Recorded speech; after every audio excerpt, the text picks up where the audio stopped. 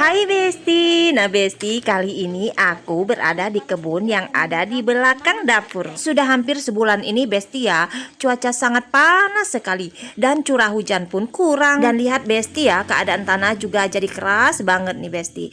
Nah ini tanaman yang langsung ditanam di tanah Besti ya. Jadi aku harus rajin-rajin menyiram tanaman ini. Karena kalau tidak disiram Besti ya, dia akan layu. Nantinya stres atau terbakar Besti. Nah Besti, ini sudah aku telusuri satu persatu ya, tanaman ini kusiram sampai benar-benar basah bagian tanah atau sampai ke akarnya Besti ya. Supaya besok pagi tanaman aku ini jadi segar kembali ya Besti ya, nggak kekurangan air. Pokoknya aman ya Besti ya, tidak kekeringan besoknya, dan tanah juga masih tetap lembab.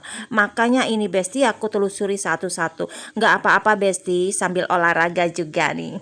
Dan yang penting lagi nih Besti ya, ini kutunggu cuaca agak redup sedikit. Aku takutnya nanti ketika cuaca lagi panas atau terik langsung aku siram, takutnya nanti akan terbakar tanamannya atau daunnya tetap layu atau stres Besti gitu.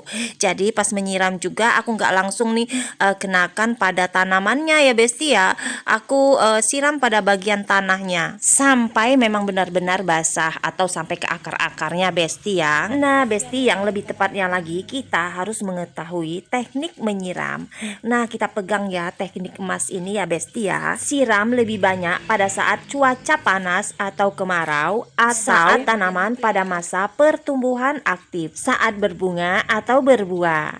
Dan lanjut ya Besti ya, siram lebih sedikit pada saat musim hujan, cuaca mendung atau lembab, atau musim dingin.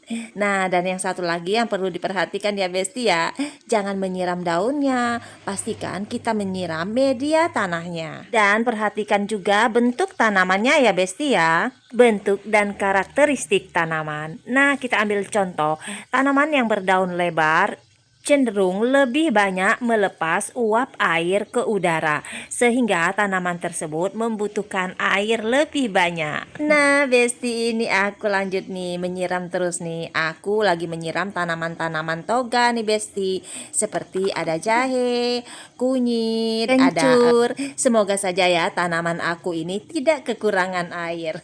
Sebenarnya masih banyak nih ilmu yang harus kita pelajari, bagaimana cara pemberian air pada tanaman kita ini, agar tanaman kita ini tidak kekurangan air dan juga tidak kelebihan air. Semuanya itu akan berakibat fatal Besti. Kelebihan juga nggak bagus nih buat tanaman kita. Begitu juga kekurangan air lebih akan menyebabkan fatal pada tanaman kita.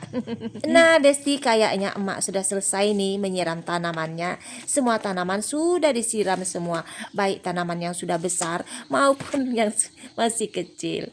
Ayo berkebun.